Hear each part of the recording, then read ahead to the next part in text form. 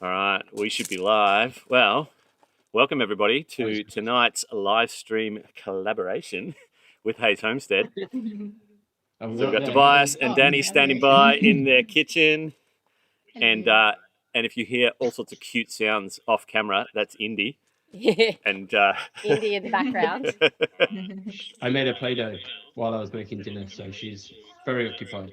Oh, I've got a seriously nasty. Have you got your? Yeah, I need to mute this. We're total noobs, guys. No, I think it's us. Sorry, I needed to mute our iPhone. Oh yeah, that's right. All right. Well, Kirsty's going to kick us off. You need to turn it back up so we can hear them. With no, I think it's because I've got all these things going all at once. How are we going to hear what they're saying? I have no idea. Maybe we need headphones. All right. First of all, in the chat, let us know if you can hear us loud and clear. And then we put it out to our Patreon community first, and they've got some questions. Hey, Tobias, just let me know, at your end, is that like super awkward, like audio feedback? The audio seems a bit muffled, actually. Does our audio sound muffled? No, I can hear you. But I think what happens is there's like this 20-second delay. So I think I can hear you here in our meeting room, and then I can hear you on YouTube. So I reckon... Okay. Do you need a minute? No. Well, I reckon I can YouTube. jump out of this screen here. Oh, where is the cat? Oh, sorry, 1 second. Hang on. Oh, the cat. Oh, she's If you hear Lucy the cat, that is not... that is pure cat sounds. That is not like fake cat sounds, even though it sounds like fake cat sounds. Oh, hat. You said hat. Oh, I thought you Yeah. Said where's the cat? The cat. Tobias with no hat. Sorry. Can you jump over to You tell me what you need. Yeah, just jump into studio and just. I reckon I've solved it, so I reckon we're good. All right, hit us with the first question, Kirsty. Well, like we haven't even really gotten to talk to Tobias and Dani. Oh yeah. How you going, guys? Like we did beforehand, but it wasn't like, hey, how you going? It The was magic like of YouTube, that's right. in. I forget that you guys don't know that we've basically just had dinner with these guys. What did you guys get up to today? Well, I did the bins, which is not very exciting. I sort of moved some bits of stuff around to get ready to finish demolishing the old shearing shed. So I mean, it's just standard Sunday stuff, really. There's like one wall left to go on that shed, right? Well, to demolish, I mean, I think I'll probably be done halfway through the week. It'll be chopping down trees and milling and grading and stuff, I think, for the rest of the week. So yeah, no. We'll see how it Because goes. the YouTube magic is that you've been working today and everybody will get to see it on Friday. Exactly. Exactly. And, after this, I will be at my desk editing on this very laptop. Yep. That's how it goes. You go out, you work, you come in, you edit. Yep. Yeah, I had the camera up today. I was making my second array of solar panels. So we have finally got our solar panels off the ground. So all of you guys that have been like, get your solar panels off the ground. Know. I know. It's done. It's done. They're off the ground. And I will admit, so for the last few weeks since we bought them, I've had the front row of 12 solar panels kind of racked up. It's partially, they've just been propped up there. And then the back row have been lying on the ground. And today I finally got the back row up off the ground, and they are significantly dustier than the other ones. I'm like, yeah, all right, you were right. So anyway, lots of solar to be made today, needless to say, which is good news because we've got some cloudy days ahead. We might even have some rain. We might get rain. That would be pretty nice. I think rain for a lot of people is very much needed at the moment. Yeah. Well, the weather forecast this morning said 95% chance of 20 mils, and then by this afternoon it was 95% chance of 15 mils, which always happens. By the time the day actually arrives, it's 50% chance of 1 mil. It might sprinkle. We talk about the useless cloud, like it's cloud cover that prevents us from making solar but doesn't give us rain. So it's just the worst of both worlds. Yeah. I think apparently the echo's coming from us. I'm trying to figure out. Oh, you guys got an echo too. Oh, on YouTube, you guys are hearing Tobias and Dani echo. Oh. And they also said you're not loud enough. I think I can fix that here. Okay. I can do that here. Bear with us in our first collab live stream. I can There's assure actually you a lot that we goes did. into this. This sauce is so slippery. No, I can assure you, we actually spent what, an hour and a half doing this on Wednesday to make sure that when we went live, this all works okay. And obviously, when it actually happens, you just can't save. You can't save it. You can't save it. No. You know what we need? We need a teenager. I have reached that age, which I swore I never would, where I now just like grab one of my kids and I'm like, I don't know. They hate it. I hate it because whatever happens, they'll grab my phone. I'll be like, it's not working. And they'll do something. And I'm literally like, I did that. That's exactly what I did. How come when you do it, it works?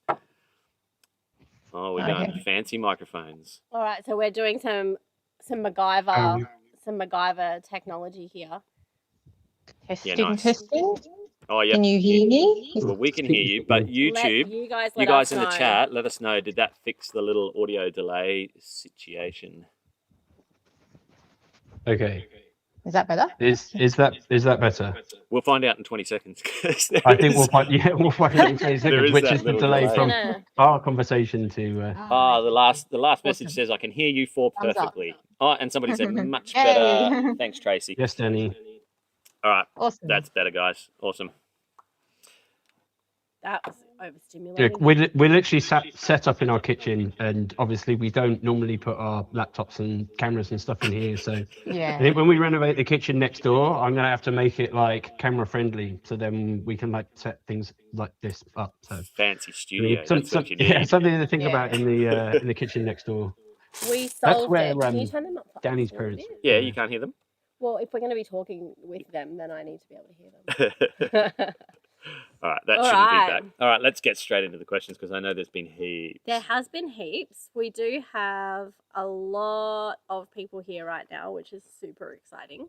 Thanks for being here with us on a nice little Sunday night sesh. I feel like we've tried multiple nights. Hey, I definitely think the last one we did was Saturday night, maybe, or maybe it was even a It was weeknight. Friday. It was a Was Friday it? night, I think. Oh yeah, that's right. You know why? Because our video totally failed that week, and we're like, let's just go live. No editing necessary. That's it. It was an absolute party as well. Yeah, that's right. But Friday night has turned into a little bit of like the Aussie Homestead showcase. Everybody posts their videos on either Friday night or Saturday morning now, which is great, so that you've got Yeah. all of your favourite channels to Yeah. watch across the Who weekend. did I see just this Friday night? And I don't know if it's Tim Thompson. If you want to know fencing and actually just anything rural and agriculture, Tim Thompson. Fun. you got to Mate. watch Tim. But his video Yeah. came out Friday night. I'm like, am I just noticing this now? Because like Friday night's Homestead night. Cool. Someone said we need cooking straight from your garden. Now it's funny someone mentions that because actually something I thought about is getting a little setup where I take one of my like little hibachi sort of grill things, set it up where the round beds are, and essentially just pull things out of the round beds and like just That cook would it on be the so hibachi there. cool. So I Who thinks think that once Tobias things should do start that? sort of growing and it looks a bit more sort of edible, then it's something I've considered. So hopefully, I think maybe when it warms up and it's like booming in spring, is definitely going to be a time when that sort of stuff will happen. Yeah, nice. That's excellent. All right, I think we're in the flow. cruising, we're in the flow. We've got some questions from our Patreon people. Yeah, so we 'cause- threw it out to our Patreon community and said, guys, if you've got questions, let's warm the chat up. Not that I think we need to. It's currently 161 people online, and it you is guys are going. Oh, wow. full of questions. Yeah. Well, firstly, Belle from Lindsay Bell Homestead asks if she can have a cow. You can have a cow if you want. That's no problem. I think I she don't wants have one to of give you. Tobias's cows. Oh, Highland You want cow. one of my cows? Dougal. you Wait, have which one's Hamish. been No, getting into the garden? I mean Hamish and Dougal, but I think Hamish is the ringleader. He's the one that starts the trouble, and Dougal's just along for the ride, like just that. Oh, okay. But they're so forgivable because they're so fluffy and cute. Oh, They just That's pat true. their nose every day and say, it's okay. I don't You can know. come in anytime. I don't know how forgivable they really are sometimes, but they've taken to getting out and then standing by the front gate and mooing as loud as they can in the morning because they want something to eat, like breakfast. Oh, really? I want Dougal. Oh, you can't. They know. They know now.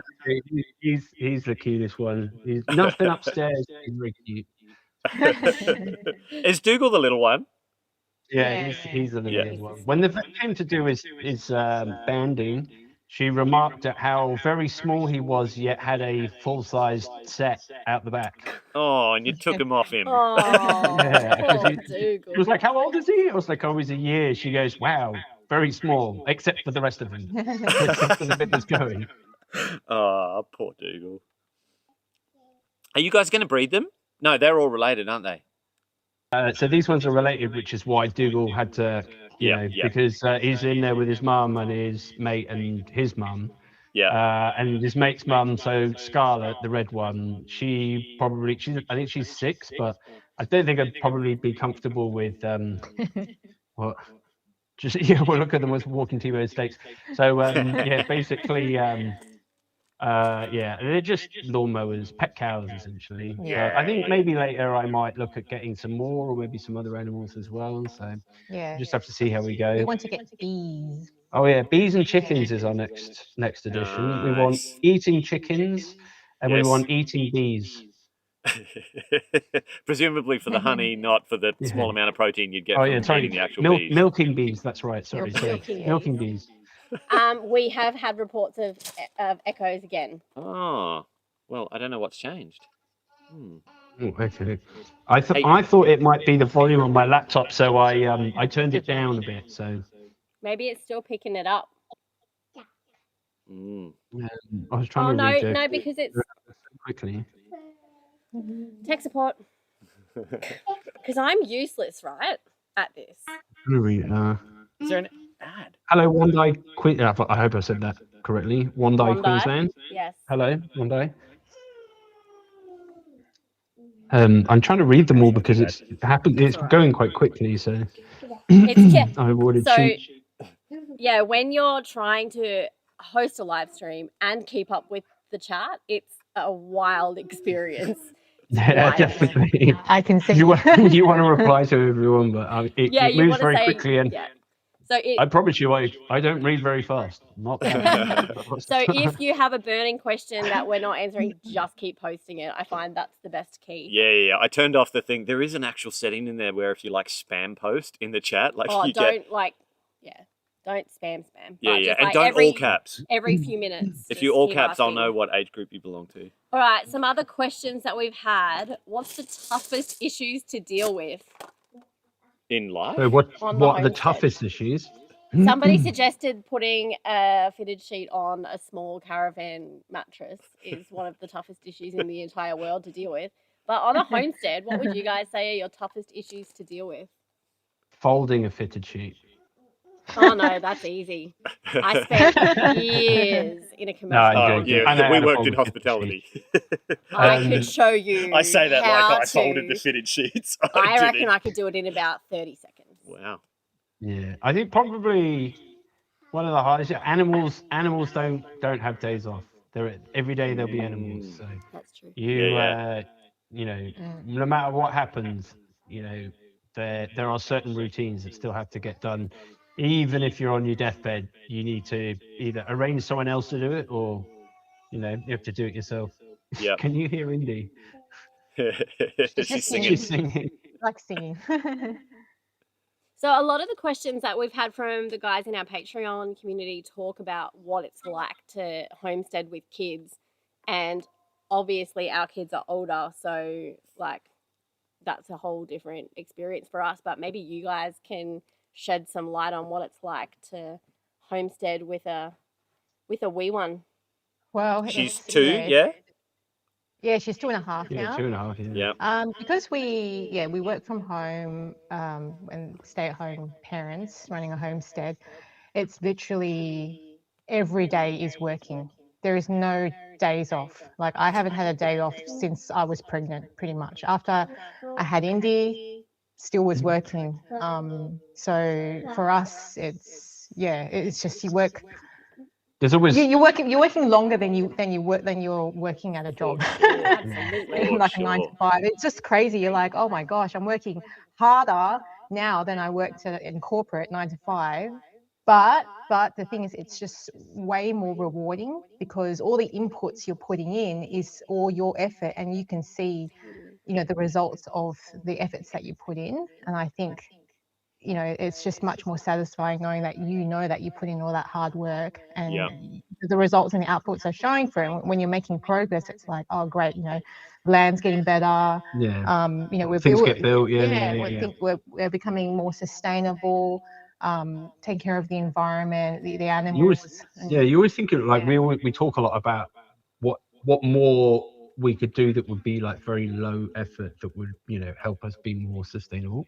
And then, you know, I think that's one of those things as homesteaders is you kind of, you know, that's one of those sort of front and center kind of topics is, you know, what can I do myself here that means I don't have to rely on something out there. So yeah, Yeah. you're always kind of looking at ways to improve things, streamline things, automate things. Yep. But is it worth it?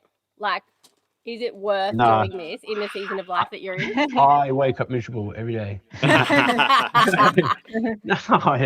I mean, obviously we love it. I don't think there's very many days where we don't talk about, I guess, how grateful we are, how grateful we are to obviously live, you know, this lifestyle, but you know, have the time that we get with Indy growing up. You know, we get to watch Totally. grow up, which is, I mean, I think any parent obviously knows is the most rewarding thing is, you know, watching your kids grow up, and she's such a gem. So I mean, Yeah.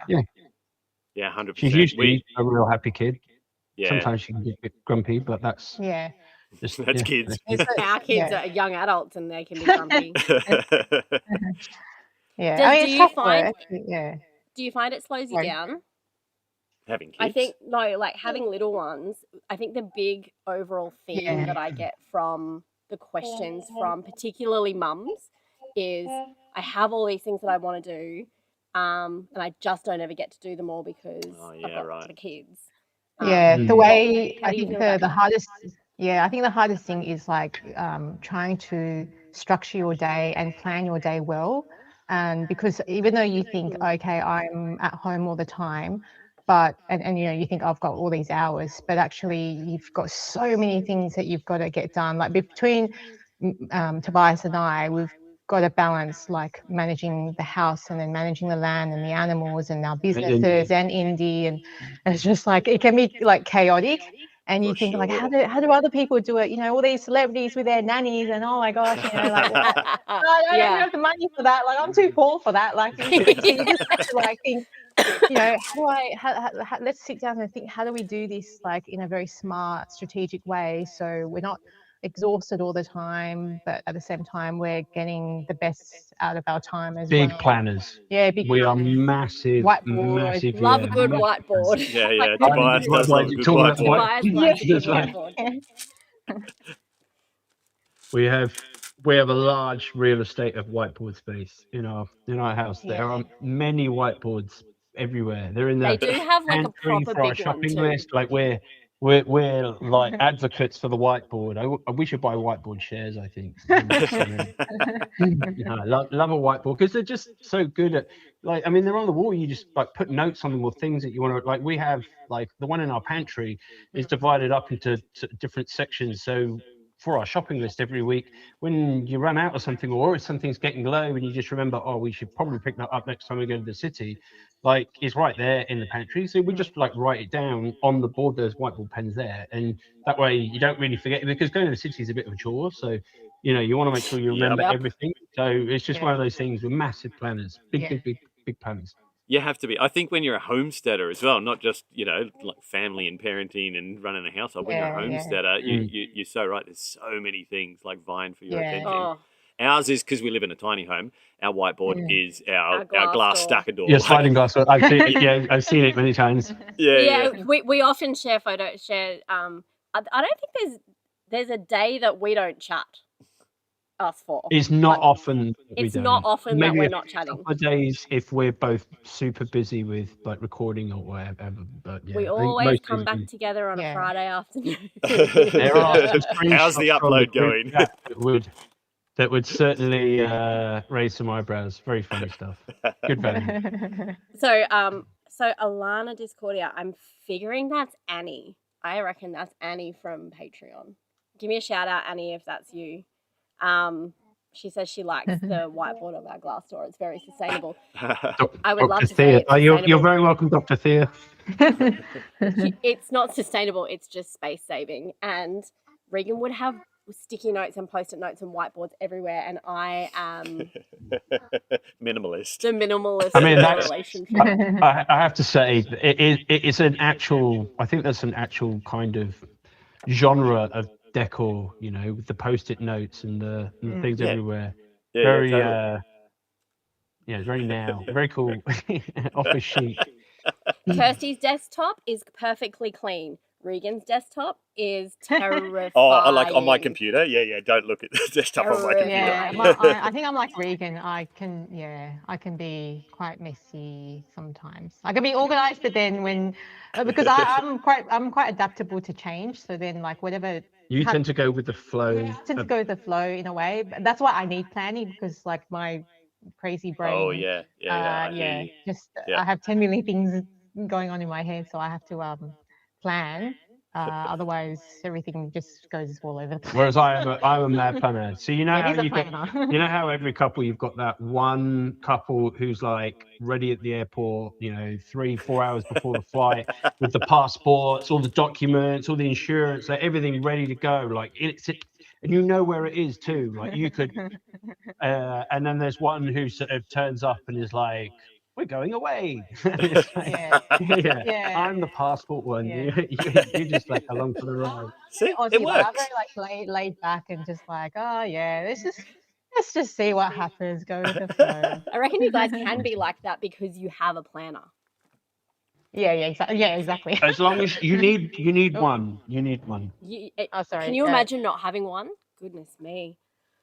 Yeah, it's like you need the opposite of you. So I think if anyone was too similar to me, I think we'd both be chaotic. Nothing would get. Yeah. Homestead chic. Here's the thing about planning on a homestead, though. Like Regan can go out and do his morning chores and notice 75 things that need to be done. Yeah. And we'll just pick the one that pressures his brain the most. Yep. The one that really like kind of ignites his brain to go, I really just have to do that. And 4 hours later, I'll be like, where were you? And it's And not he'll be like, strategic. I it's did not this like, thing, and I'm like- I've unblocked a roadblock. It's literally just like, that thing caught my attention. I think I'll fix the pig shelter. Side quest central over The here.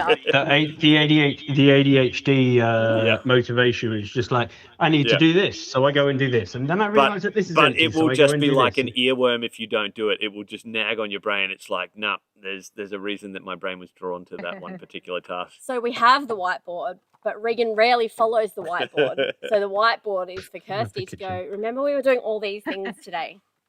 So, yes. Anyway. Can you, How we going with can the you see questions? heaps in the kitchen windows? Someone said, I love the kitchen window as a mirror. Can you see the rest I can of our house? I can see the back of your head, and I can see. I can just see into your dining room. Maybe but there's nothing... a window back there. And at first I thought maybe the cops were outside your house, but now I realise it's the TV screen flickering in one of the... It's on mute. It's just so like if Indy like she gets bored with rolling, we can put something on for her. Yeah. She's been so quiet. So She's people playing with are Play-Doh, noticing our but props. I think she wants cuddles is the thing, because she's starting to get a bit. Because normally, obviously, this would be the time that we would be in the playpen playing Let me with just her. quickly give her a cuddle. So I Hold would on. be. that's great. You guys do what So you I want would to do. be roughhousing her in the playpen at this time, watching YouTube and Want a drink? getting her ready for. Yeah, we're not supposed to be working at this time. Do we just need to Sunday reference night, the double rates. strategically placed props people are noticing? I think was that from Bell and Peter at the meetup? Somebody at our meetup gave us a this. roll of tinfoil. Yeah. So the alfoil is here just in case one of us gets our tinfoil hat on. So we pick up the alfoil if we start to kind of... I should have put tinfoil in here. That would have been funny. Don't you have yours already lined with tinfoil? No, How do you stop the 5G? This is made out of Don't make copper, fun so of that. it's a Faraday cage. Oh. Oh, that's a special homesteading cap that's Knife? built in with A tinfoil. knife. Okay. Oh, Yes, for the Tim. cake. All right, hit us Sorry, with the what- questions, Kirsty. Well, Because we're just we've gonna- probably got like tons of chat. Did we do all the there's ones from heaps of chat. Patreon? No, we haven't done that. Go back. Yes, Tim, Regan's what? not good at letting go of control. He needs to know the No, plan. I know. Well, thank- Like last time we did this, we had like multiple screens on one computer. It's because he didn't let me do it. I'm good, guys. See? Planning person. Another question that we have is not there. What are the 3 things that we should look for that people should look for when they're looking for land? I'm going to combine that with a question about why we both bought the land that we bought. Like, what was it that attracted us to buying the land that we bought? And I laughed a little bit to myself when I read it because I was like, the price. The price. you go be first, honest. Tobias, because we're obviously in totally different areas. You guys Yeah, are down in the totally. Tablelands. We're up in the Darling Downs. Yeah. So, what was your top 3 on your list?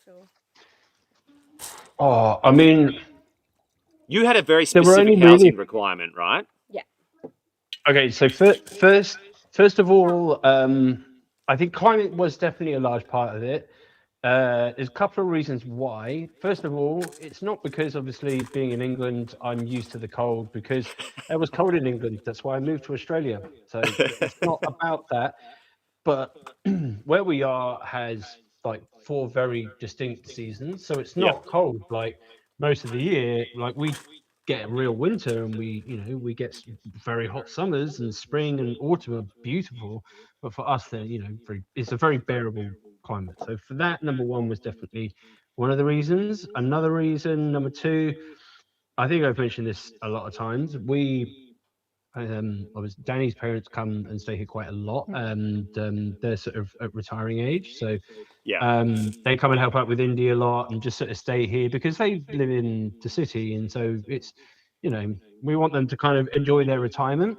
So for us, having a house that could either be big enough for all of us to be able to live in separate areas, or 2 separate small houses was like our first choice. And just somehow, I can't really remember how, I think you sent this one to me because we've been looking for ages. You sent this property to me and it had been on the market for 2 years. Yeah, I was looking for a while, country homes. Before this, we were looking in like Orange and Dubbo as well. So Mudgee, and they were beautiful homes. But then we realised it was quite far from my family in Sydney. So when we found Goulburn down here, I was like, oh, actually, this is not too far, and prices are quite reasonable. So we're probably so we're like, I would say we're about an hour from Canberra. So in that kind of like that kind of climate. So I mean, obviously, without getting too specific, like we're just past sort of Goulburn kind of area. Bloody freezing in November. That's what I say. Was it November? It Wasn't that Holy cold? moly, it was bloody It freezing. wasn't that cold.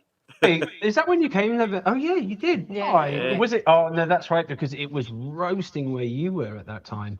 And I did say to you, it's not as hot as where you are down here. Just a heads up. And I was right. Yep. So, just so for the chat, climate. That was the end of the bottle that I've been drinking for 3 days. P.S. Is that Ribena? So climate, specific housing, so that you could kind of accommodate Danny's parents. What would be your third thing that you're looking for? I think we really wanted some space. Yeah. Yep. I Did you have roam. like an acre sort of size in mind? Enough space to wear me out. Right.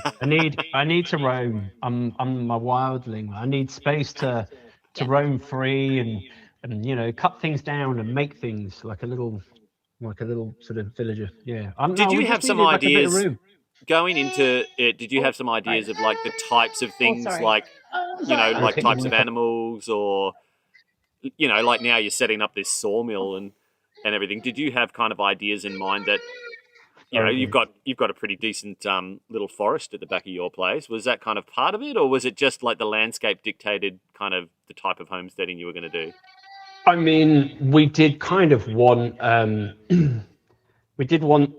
like land that was a bit mixed. I didn't want something that was just like a clean flat block, because that would have first of all been extremely boring. There would have been nothing there for for me to be able to use the firewood, which I knew we would need. Totally. But I mean, in terms of sort of the layout, whether it was really hilly or not. Like, it didn't really bother me because I'm one of those type of people. I can look at something and go, oh, I can make that work like that. No, I can make that work. Or I can do this, I can't do that. And, you know, I mean, at the end of the day, as long as I'm doing stuff, I'm occupied. I'm like a puppy. I need walking, you know. So. Yeah. Yep. So what was ours? Ours was acreage, definitely. We were looking, when we were doing the search, you know, you jump on the real estate thing, I would put in minimum 80. Yeah. And that really helped us to go, all right, now we know where we can buy, because we knew what our budget was and we knew what our minimum acreage was.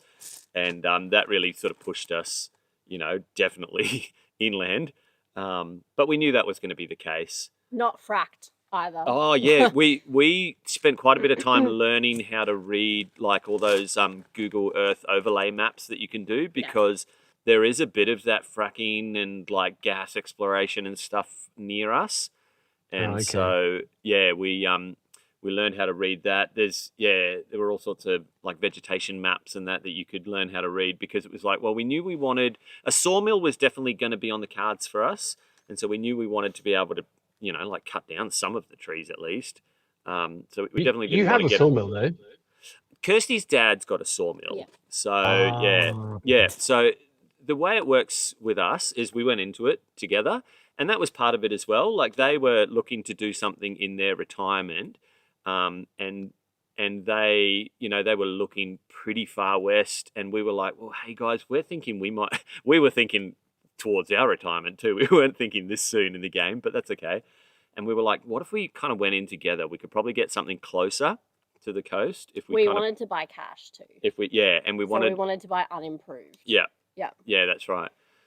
And so Kirsty's dad has got a sawmill set up there. It's I would really love to get one set up here on our side of the property as well, because we're kind of split. Like there's probably... We don't see each other every day. No, I can see that. I can't actually at the moment. If I look through the trees, sometimes I can see their lights. But no, we're not. We're not in each You're not other's that close. No, not at all. Not at all. We share... Well, I could tell you, actually, because we share the bore. It was 2 rolls of polypipe to get up here. So what's that? 300 metres. To the bore. Wait, depends how big. Are they 250 rolls? I think they're 150 metres in a... Oh... Maybe they're 100-metre rolls. Only you guys would measure in that. No, yeah, it's green line. I went cheap. Oh, if it's green, wait, 1 inch green line. I'm pretty sure no, in... inch and a half. Inch and a half. Oh, okay, inch and a half. Okay. There might be 100-metre rolls. Got you. Yeah. So yeah, it could be 200 meters. Could be, and that's to the bore, and then that's halfway between us. So anyway, needless to say, I can't even see their lights right now. So yeah, I would love to get a sawmill set up on our side. 2 reasons. 1, just so it's convenient. But 2, Kirsty's dad's one's a swing blade sawmill, and that takes a certain amount of finesse to learn how to use one of those. We've worked with it a little bit, but I would really love to do a bandsaw sawmill. So do it. Yeah, I think that's the go. So part of the... Thank you, Michelle Oldfield. I'm very excited about working full-time for Rustic Spirits Homestead, and part of my job will be sponsorships. So we're going to reach out to some of the sawmill companies and see if we can strike up a bit of a collaboration and tell everybody what they should and shouldn't, or what we think. Say hello. Say hello. Hi, Chocolate cake. Andy. Hello, everyone. Chocolate cake. She loves chocolate cake, even though it's bad for her. What kid doesn't? Great way Have we to answered grow. that question? I think we've answered that question.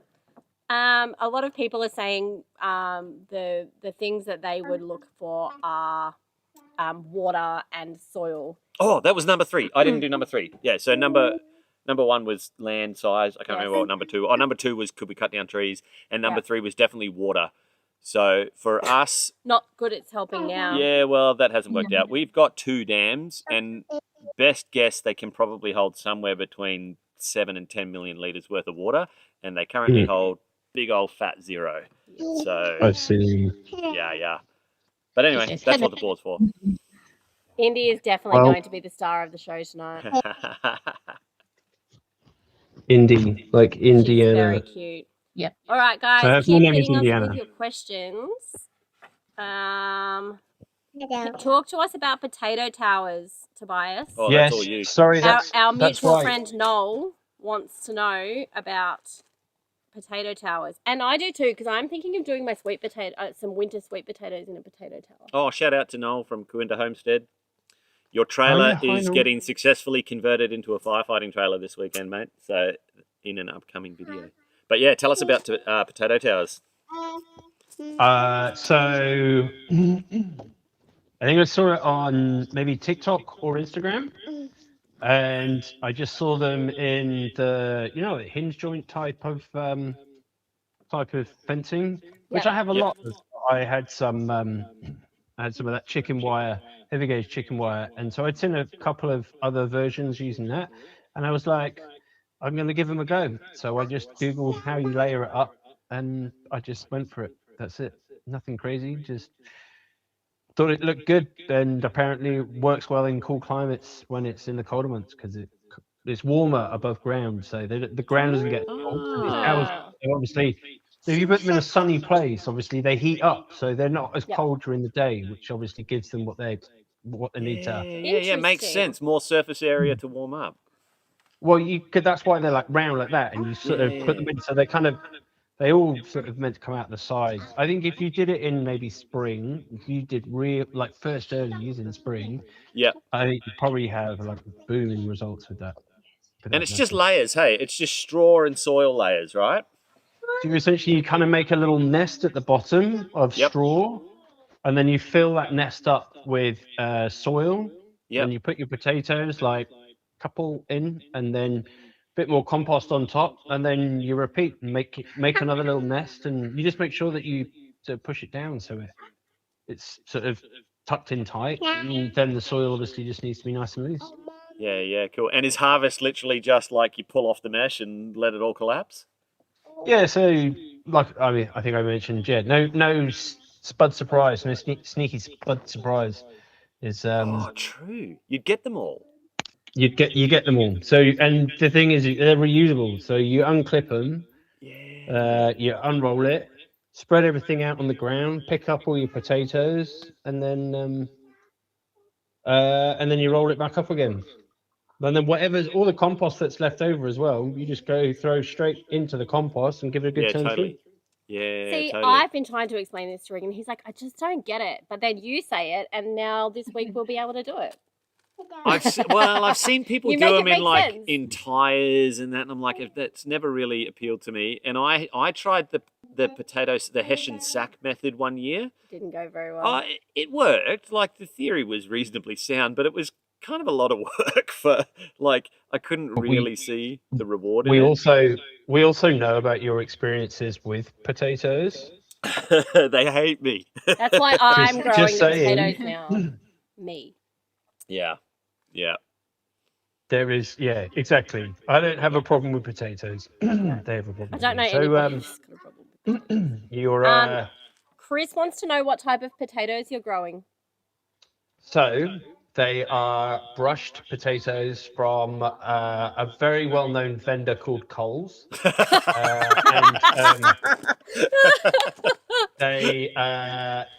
They are covered in dirt, and they are just regular potatoes. And on the bag it says, not for planting, but it's a good job. I can't read, so I don't know what it said. Is that like a legal requirement? You know, like in those little chippy bags, and it says not for individual resale? Yeah, exactly. Right. So I think it's to do with their ability to obviously be pest resistant. Right. So like with heritage seeds, if you get your seed from a non-heritage plant, you wait for it to flower and seed, and then you collect those seeds. There's no guarantee that you're going to get the same. Obviously. So it's the same with potatoes. You could plant them, and they could be like they could just fail and just be really susceptible to pests and rot and stuff. Right. So, really? Word on the street is, I read somewhere, plant your potatoes and alliums like you would your parsnips, carrots, and alliums, because apparently they're also really good for keeping your potato pests away. How much truth there is behind that, I read it. Who knows? Well, you know, Well, the stuff end to of this do. season, the time we'll have the test complete because I have interplanted my garlic and potatoes this year Yeah. in 3 Mm. beds. So it's all looking fantastic right now. Where did you get your garlic? Oh, it's like 4th or 5th generation From the farm at Byron from Bay. the farm at Byron Bay. There you go. So only because Well, I I tell know you- the gardener there, and so I was like, oh, I really like your garlic, so I just bought some from their shop. Yeah, we just planted So organic I got garlic. I got a really, really good variety. 100% germination success. So they're obviously a really reliable brand. So I picked those up from a really well-known vendor called Coles, and they were whole guy. Dude, this needs to be a and I YouTube series. You need broke to make them a whole apart. series on But this. you know what's even better is the week that I bought the garlic was the same week that I bought the mushrooms from Coles. So I seem to be raiding Coles for their profits by just basically, trying to farm my grocery bill. That's a video right That's there, your man. thumbnail. Like Farm my 10 groceries. things that I took from Coles and grew in my backyard. Yeah, exactly. But mushrooms is a great one. To the person who says Sebago and Dutch cream, Yeah, that's exactly what we're That's what going. we've got. We're a couple of Love a generations Sebago. into that as well. Mm. Yes. New sponsor, Coles. I mean, look, if you can land Coles as a sponsor, Would you want to? no. No. No. I mean, technically, I work for West Farmers, so Oh, yeah, that's true. Oh, no. To the Enemy big territory. green shed. That's all right. You got to go and check out the enemy territory every now and then. But I think that's the thing. Once you've started with potatoes and garlic, you can just keep Yeah, that's it. respawning. And the It's thing just is, respawn. once you've done successive generations, they're yours. Like, Absolutely. name them whatever you want because they've basically acclimatized to your conditions. And if you're picking the best ones to re-sow every year, like once you've done a few generations, So Yeah. what you're trying to tell me is I've got 4 years to come up with the best potato name. exactly. That's a pretty Mutant tall order, hybrid. but I think I can in the manage chat that. right now, what should Tobias call his potatoes? I want to hear great names for variety of potatoes. That's awesome. Yeah. Well, and I've got 4 apparently you're years. not meant to grow potatoes in the wintertime, but I just do what I want. Yeah, they grow Can't tell whenever. me. Yeah. Well, my grandparents lived in Wales, and so the reason that I started my lake was because I'm pretty sure I remember my granddad. I went there in autumn, and just been planting potatoes. Obviously, I think I was a bit late with mine, but generally, sort of start to middle of autumn is, from what I hear in our kind of climate, in this sort of like cold winter place, Yep. start to end of middle of autumn is a good time. Yeah, we tend to do two runs of potatoes, and it's. Do we? I think so. Do you know? No, I don't. I'm making it up. Oh, big thanks to Danny Buckle for Oh yes, thank you, that- Danny Buckle. that super chat. Also for the tech support earlier this week. Yeah.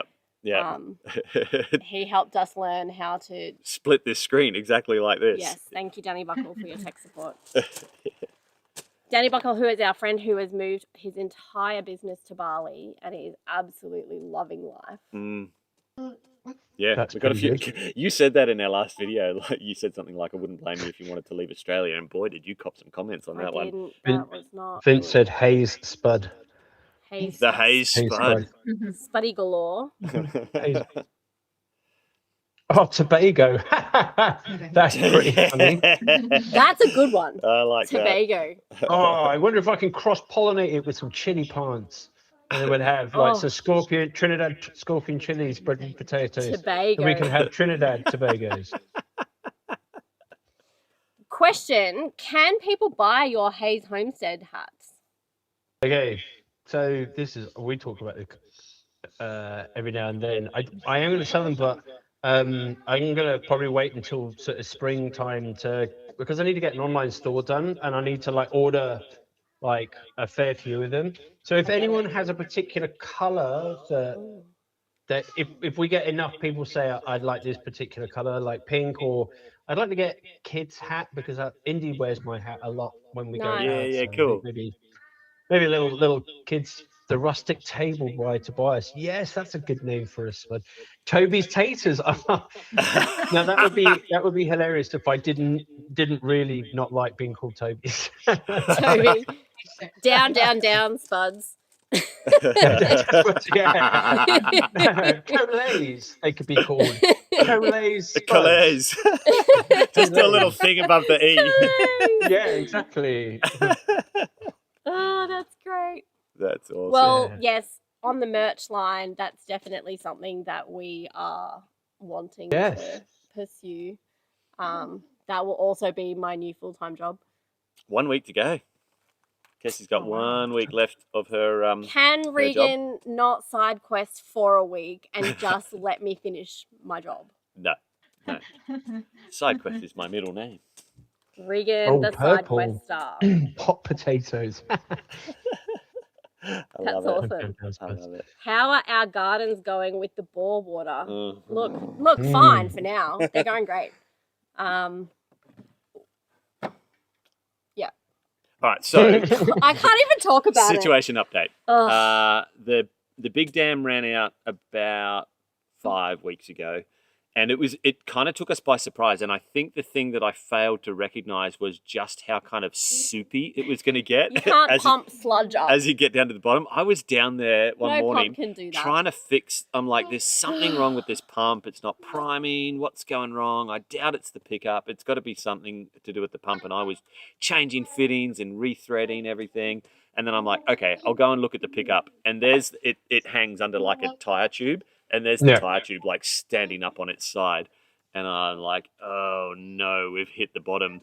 But it's not really the bottom. Like you can actually kind of walk out into it, and it's sort of like shin depth. But it's a soupy mess of like whatever weeds have like weeds, whatever. You know what you should do? What's that? You should sanitize it and then rehydrate it and sell it. What? Rustic mud treatment. Like beauty treatment is what people go nuts for that stuff. So it's really wealthy people. It Oh, smells so bad. Though. It's so It manky. smells You know what so else Anyway. smells bad? What? You know what else smells bad? Oh no! Somebody's Yeah. eating too much I chocolate can cake. smell it from here. Yeah, I do too. I think your eyes are watering. Yeah. That's Murphy's Law right there. So, needless Uh, to say, on the waterfront, we don't have any more dam water. We don't have a waterfront. We don't have waterfront Sorry, go. property anymore. No, So we changed the Tractor. whole setup. Because we've got two big 22,000 litre poly tanks, and I was pumping dam water into one of them and bore water into the other one, because we can use the bore water for everything else. The livestock drink it, we drink it, the lawns grow with it. Obviously, the amount of salt content that's in it is not bad for grass, but not good for gardens. Start growing Saltbush. saltbush. I have so much saltbush growing. So, like, we can do a certain amount. Thank God it's going to rain this week. Hoping for maximum rain. My goal is if it can give us the 30 mils that it says we're going to get this week, it'll just give them It's a not gonna good happen. flush. And the reason we need to do the water trailer is because our neighbour, who has a bore that is not much lower than ours, has no salt in his water. So we're just going to Great. truck water across for the gardens. Thankfully, all of the watering's gone. You know, it's going to rain. Everything's going to be drenched. We just need to maintain that moisture level while we go and get while the water testing results are coming back. And then hopefully we will then know the options that are available to us in terms of what to do. Sticking our heads in the sand is no longer an option. So, will we be digging our dams deeper? It's about $5,000 if we get someone in, and that's probably minimum. It'll probably be double that, because if you've ever done any earthworks where you've got to get people in, it's always double. Yeah. And we don't have the machinery for it. Yeah. So Or no, the not this time. finances I for that at wish the moment. this is the absolute ideal time to do it, Yeah. because they're empty, and this might not happen. You know, like we might have a dry rest of the year, and then we might not see them empty again for 7 to 10 years. So I wish we were ready to dig them deeper, but it's just a budget decision, Yeah. and so it won't happen this time, unfortunately, because You have to it would be help. realistic about that stuff, right? but the thing is, like, right, they hold I don't know, 7 to 10 million litres of water. And as long as you're getting, well, we only get 600 millimetres of rain out here. But even that was keeping them full for years. It's literally just been this last 2 years have just been like Ba-bong. down, dams are down. We were. That's the theme of the live stream. Down. If only the prices would go down, right? down. All of my crops. I think I need a new Hayes Homestead hat. I've got the original. Hang on a second, because I think I messaged you earlier this week. Oh, we haven't sent you our address. I said, guys, can you send me your address again? I can't find it. I'm heading to the post office. I'm going to post your caps, but I didn't get anything, and I don't wait No time like the very patiently very well. So I was like, I'm going to go. All right, bye. So to all of you who are so invested in our saltwater situation, thank you so much. We can't do anything until we know exact until we get our water test results back, because then you kind of know where to go from there. So that's the next step. We're waiting on those results coming back. It's gone to the council water testing, so, you know. So I just sent Tobias our address. You just texted me. This is my version of admin, see? When it's right here, front and centre, that's when it gets done. Whoa, left on red, rude. That's Regan. If anybody messages Regan and expects a response, dude doesn't even know where his phone is half the time. Our mate Noel from Kirsty Homestead, he has my number now, and if he has a question for Regan, he messages me. That's smart. Yeah. Okay, I have to do messages in what were we like gonna say? blocks, like comments and stuff. Like I have to do like messages and like comments and emails and stuff in like blocks, and it's usually in the morning when I'm out in the at the workshop, like getting ready to do whatever in the day. Yeah, I yeah. usually sort of spend like maybe 10 minutes. I'll maybe watch a bit of like YouTube, and I'll try and do all my comments and reply to messages and stuff. But sometimes it's just not enough time. So just yeah. So if someone's left a comment, I try and get to them all. I really do. Yeah. I promise. There are some channels, and I mean like big like American channels and that, where I watch the creators like just reply to everything, and I'm like, how do you do this? Hey, speaking of American channels, does anybody else watch Just a Few Acres Farm? And did anybody else like shed a tear when Pete signed off from YouTube after like 14 years or something? I was Devo. I don't think I've seen that one. Oh man, he He talks like this. he does have a bit of a squeaky voice. He lives up in the north. He's got that real northern US accent, and he restores tractors, like beautifully restores like old Farmals and Internationals, and yeah. But he's just he's decided after like a decade and a half of YouTube signing off. Anyway. There's some troll in the comment section who reckons he needs recognition for designing all of our logos. Is Noah online? Noah's online. Oh, hey. So Noah's our eldest, and he did design both the Rustic and the Hayes Homestead logos. So He did shout out indeed. to Noah. Oh, Is he in the chat? Oh, there he is. Yes. There he is. I have a question. Who made your logos, guys? If you need Very graphic cool. design work done, if you need brand work done, Noah is a freelance graphic designer. Very good. Post your details in the chat, Noah. Free exposure. It Yeah, finally exactly. happened. Nothing wrong with it. I promise you. How are we going, Okay. Danny? Are we all fresh and clean? Yes. Okay, it was very smelly. Uh-oh. One second. Huge. Okay, we'll Oh, cover. really? Oh, We'll cover. Hit us Somebody with- wants to know Have you how far really- away we are from Brisbane. We are kilometres wise. Oh, like 2.5 hours. 200. It's about 2.5 hour drive. That's how far away we are from Brisbane. Yeah. Sorry. Yeah. Indy must feel a lot better now because she's full of energy and stuff. So, Yeah, more chocolate cake. yeah, exactly. More chocolate do it. cake. Yeah. Okay, guys, hit us up with your questions if you've got more questions. Yeah, definitely. How is Danny's manual driving lessons going? Oh yes. Sorry. Hopeless. I don't think she's been back in the since. Absolutely hopeless. I'm hopeless. It's not that. Dani has this thing. If she's not immediately good at something, it means that she's got to try hard to be good at it. And for a lot of those cases, she's like, no, I don't have time for that. I'm going to go and do something else. It depends on my priority list. This is very true. I get that. I do get She that. went to go get her motorbike license. So, for those of you who don't know, I ride a motorbike. I love riding a motorbike.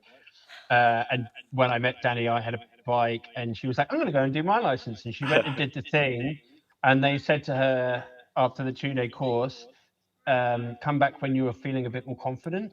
Oh no. And so Dani's like, So "Hey, passive I think I will." Nasty. So passive aggressive. Makes me want to cut a guy. I think she was just struggling just because it's a bit alien. It's not everyone's cup of tea. Like, some people are very good at learning some particular things. You're very good at technical stuff. You're very, very good at technical stuff. But when it comes to like physical skills, she requires like showing a few times, which is nothing wrong with that. It's just everyone's different. Yeah, a bit slow. Whereas Absolutely. I'm very good at physical skills, but not good at learning technical skills, which is why all of my early editing is horrific. Everybody hates their early videos. Yeah. Everybody. Yeah. I cringe. Thank you, Ricardo. Ricardo enjoys both of our channels. Thanks. So do we. Have we considered? Oh, are we still going to the Tiny House Expo? Yes, we will be at the Tiny House Expo on the Sunshine Coast on the 19th, 19th, 20th, and 21st of June. Yeah. And we will be there with all of our Blue Eddy gear to answer questions and give demonstrations and talk to people, because we happen to live in a tiny house as well. So yes, we will be going to the Tiny House Expo.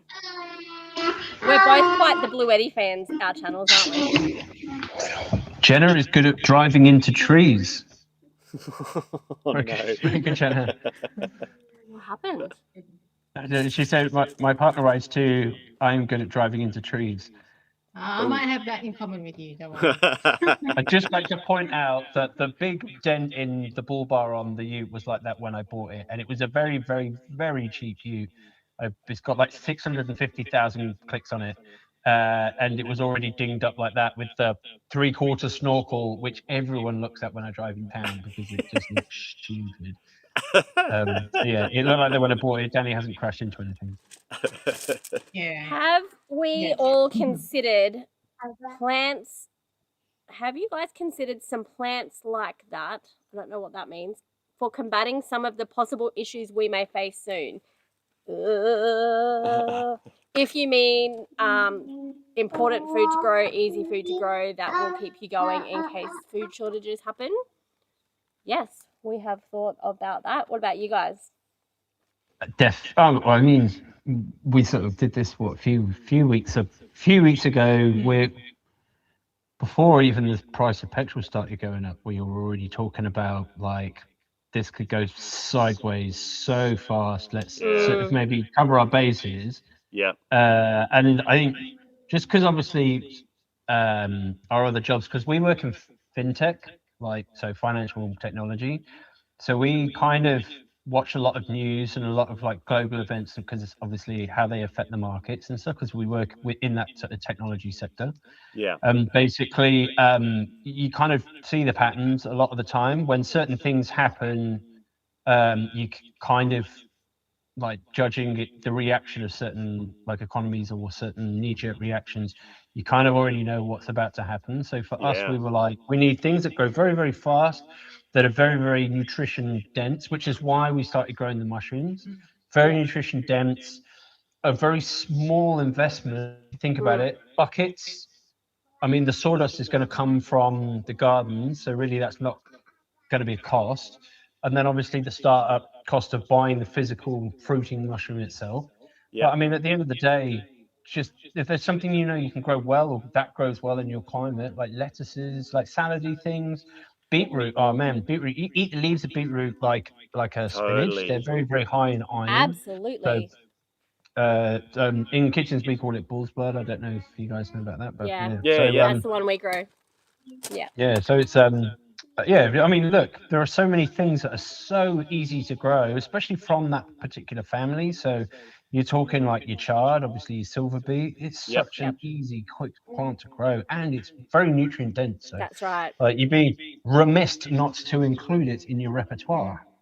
But you can also preserve it as well. You can freeze it, you can dehydrate it, grind it into a powder. So even if you're like, eating some pretty basic food, add that into a smoothie or, just anything. You're Soup. getting those, even soup, you're getting that nutrition. Yeah. That's definitely how we've focused our growing as well. Got a lot to say now. She's realised she's live. Yeah, I think if you can grow, if you've got the space, if you've got the time, you have to grow something right now. You should be doing it. The news I heard today was that some of the big box. Do I need to hold the alfoil? Some of the big box stores in America have just been told by the likes of Mobil that they won't be able to stock motor oil or motor oil related products, even down to things like oil filters and that anymore.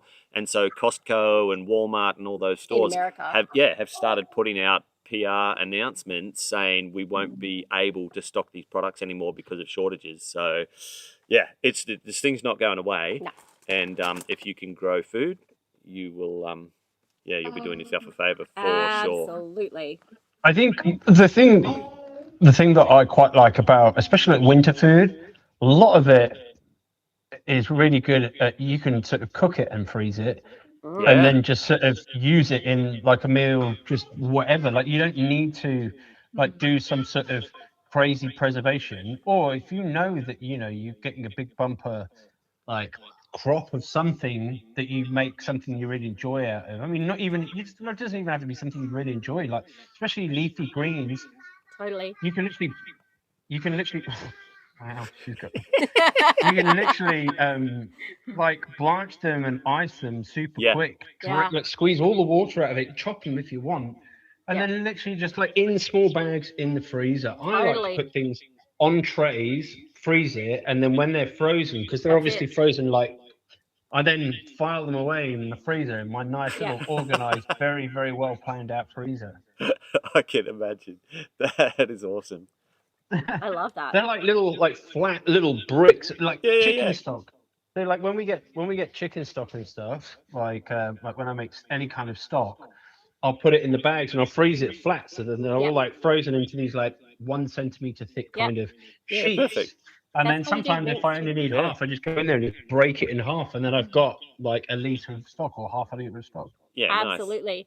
Well, because my mum is master canner, when we were processing our own meat a few years ago, I think we moved here with like 12 dozen mason jars of homegrown beef stock, homegrown chicken stock. Yeah. And a little bit of like ham stock as well. And I've only just finished using it. Mason jar, pop it off. Amazing. So we're really hoping to get back to be able to doing this year. I'm going to have more time to be able to do that, so that we can actually take, the meat chickens that we process, really kind of head into that flow. And it takes a long time to get to that point, right? Like this is a huge effort. But then once you're in the flow, it's once a year or maybe once every 6 months.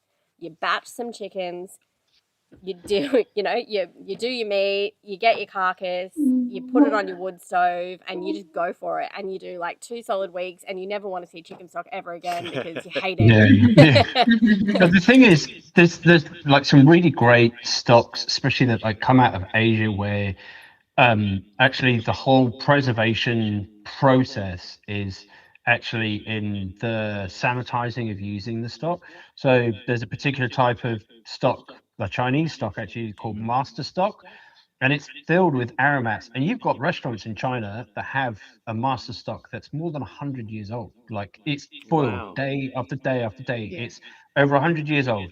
Like they don't put it in the fridge, they don't do nothing. It stays in a pot. They bring it all to the boil, they refresh it, everything is sanitized, they bring it all to the boil. and then and it's After stock. full of flavor. It's 100 years of flavor. Yeah. It's ridiculous. You cook all sorts of things. Pork hock is one of the best ones. You roll it up, Yeah. cook it in this master stock, super slow. We used to have this on a menu actually when I worked with T. Gezard.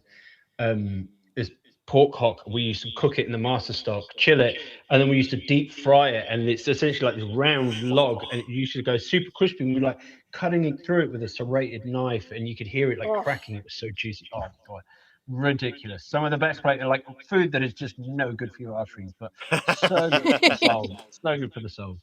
I'm going to go back to the chicken stock that I made today and be like, why aren't you better? Why aren't you like that? I saw some questions in the comments. I think this one's come around a couple of times and I haven't managed to answer it. The one about how do you deal with pests in the garden, like snails, possums, rabbits, and moths. Ooh. I mean, rabbits, they don't tend to kind of get into the veggie garden anymore, but snails, I don't have a massive problem with. Do you mean because your veggie garden's all fenced off and you've got raised beds is why they don't get in? I mean, I don't know if you've seen many snails, Regan, but they're really small and they can climb rabbits. Up really vertical surfaces. I've seen them go upside down before. They have no problem getting into the veggie garden at all, especially after a bit of rain. Especially. Everything's super damp, straight up. I missed everything you just said.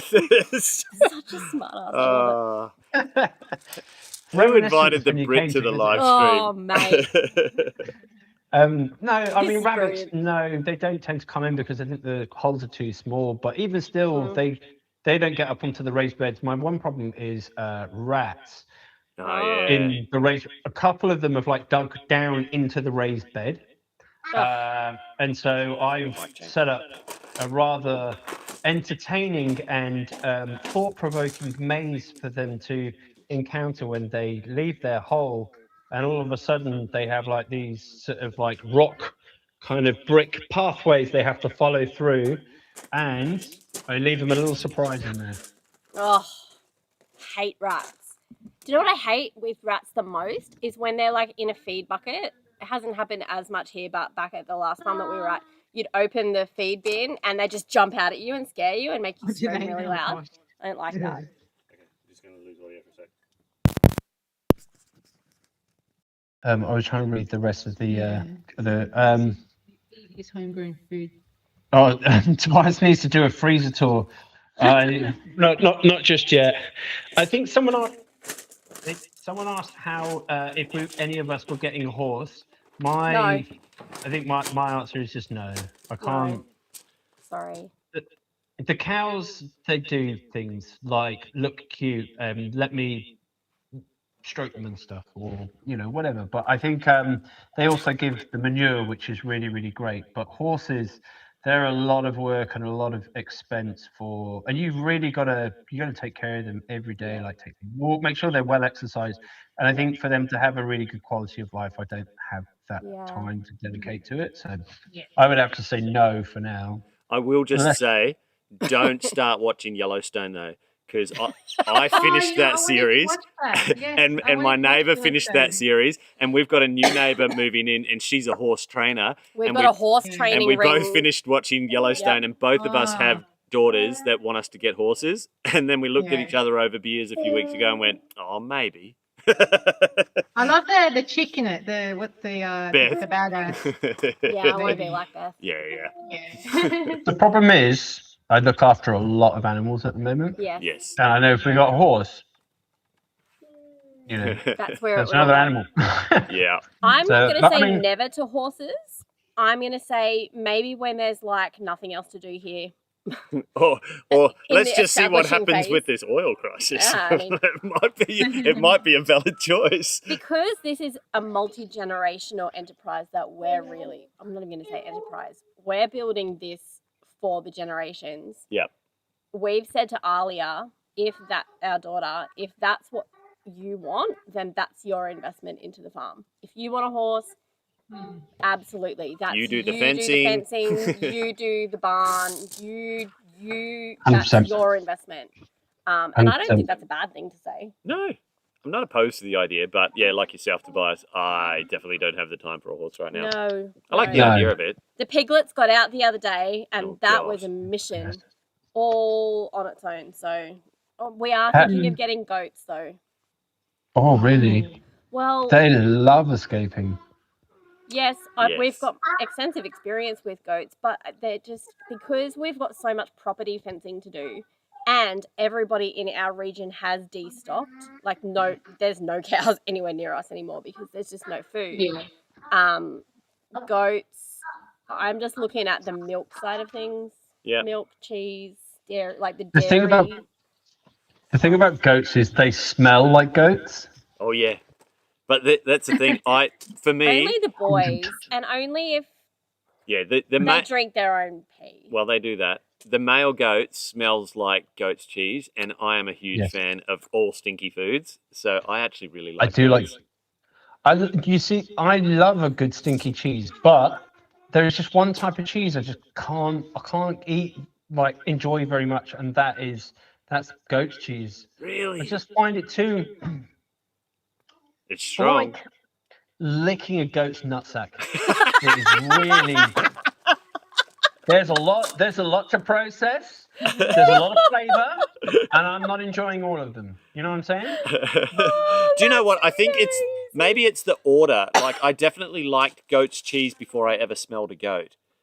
Maybe if you get it the True. wrong way round, yeah. We had this Maybe goat. my mistake is licking the sack, then eating the cheese. I should be Yeah, eating cheese definitely. and You licking- shouldn't have done that first. Of course, you're going to be put off I goat's cheese. can't. This is too much. We're No, going. look, for us, goats going is a back to the good questions. already. goats is a good call because we don't have paddocks yet, so we're thinning out. Like, we do have a lot of trees, like an unnecessary amount of trees, and Like, so no, not unnecessary, just a lot. Sawmill. yeah, exactly. But the problem is, you get all these really big, nice, well-established trees, and then all you get growing up in between them are these tiny little thin trees. Like, they don't turn into anything. So I need to thin all of that out. But goats are a really good way to get like everything else out, and I mean like everything else out. We had a property a few years ago. It was only like an acre or two, and half of it was covered in lantana. We put 2 goats on there, and 6 months, and they had cleared all that lantana. The thing about goats is there's always a big misconception that people think that they eat everything. No. And don't. the thing about goats is they can't eat everything at all. And there's like, And they can be things that- fussy. Yeah, they can be fussy. I mean, I know the cows can be fussy. The one thing that surprised me about the cows is they love the wattle. Man, they smash that Yeah? stuff. Hey, okay. that would be good I've for seen you. them eat wattle before grass. Yeah, right. That would be good for you. I mean, they love the grass, but they see wattle and they really, really like it. The other day I was working and something caught my eye, and I look up, and across the barren dams, this herd, and I'm talking like 50 or 60 goats, Oh yeah. comes running across the landscape, and I was just like, What? what is that? It looked like, like that movie Australia, and all the herds of brumbies are like, majestically running across the landscape. And I was just like, Regan, what is happening? So we take off. Obviously, we've got goat experience, so we're like, these guys are going to be skittish, but they were all very tame. Oh well, I just wanted to know: are they wild or are they like? As soon as I got near, the first thing that I knew that they were farmed goats was because I was able to get within 100 meters of them. And then I saw they had some of them had tags. So obviously, yeah. you can have goats here. One of our neighbours has. I actually still don't know who it was because I put it on the local community Facebook page, and then somebody commented, "Thanks, we got our goats back." And I'm like, "Hey, neighbour, let us know where you are." But anyway, we called our neighbour who knows we call him the mayor because he knows everybody. We're like, "Do you know who these are?" And he's like, "We have goats here." And I'm like, "Oh, crap." Anyway, goats. At least we know that you can farm goats here. Goat is also extremely delicious. I think goat is up there one of my favorite meats. Yeah. Like I love me. You know what? I think mutton's very underrated for sure. Like everyone loves lamb, but man, I find mutton's just Okay, so it's a bit tougher. You have to cook it for longer, but man, there's Yep. so many good things you can do with mutton. Goat Yeah. as well. Love me some goat curry. Oh yeah. We export a lot of goat meat in this country. I watched a doco on that not so long ago. Yeah. To like the Middle East and that. Like, yeah. They buy a lot of goat meat from us. Okay, And so camel. whose questions haven't we Yes. answered? I don't know, you're on the Oh question. yeah. That's There's right. a lot of questions. Are there? Did we answer all the No, patrons I have ones? to. Someone said I'm seeing Tobias in a whole new light. Yeah, I am a you're rascal. talking- I edit a lot of my rascalness out of my videos. I am a born rascal. In the Tomfoolery lead and up to silliness this, is my. I knew this would be amazing. And you're like, you can't edit a live stream. I'm like, no, you can't. And I was kind No, of you banking cannot. on like the real Tobias coming out to play. Ah, it's I've funny. been trying to fly under the radar, but it's certainly not happening. No, I have that goose in me. I am as silly as they come. And I think it's a Tobias thing because I've never met a Tobias that wasn't a rascal. I think Really? it's just the thing you call your. It's like like you name your child Chad, you get a Chad. Like you call your kid Chad, you're getting Chad. Like I think you call your child Tobias, That's you're getting awesome. a rascal. And I've like never met you another just Tobias. We had a goat have you named not? Toby. I've met a few, and they're all rascals, all of them. Really? Oh, That's really so interesting. much shenanigans. I think it's just the thing that we. Thea, who is our beautiful member of Patreon, Dr. Thea is a holistic vet. So she gives us natural advice for looking after our animals over on our Patreon. It's amazing. Thea's amazing. This is what she says. I have learned that if you put up new fencing for goats and you think it's good, throw a bucket of water at it, and if the water goes through, so will the goats. Yeah, that is the universal goat test. That is Yeah. so true. Yeah. That is so true. If we could get not far from here at a property we used to go to many years ago down past Stanthorpe, we used to hunt wild goat. Out past Texas, yeah. That was your first ever foray into skinning an animal. No, Was that what?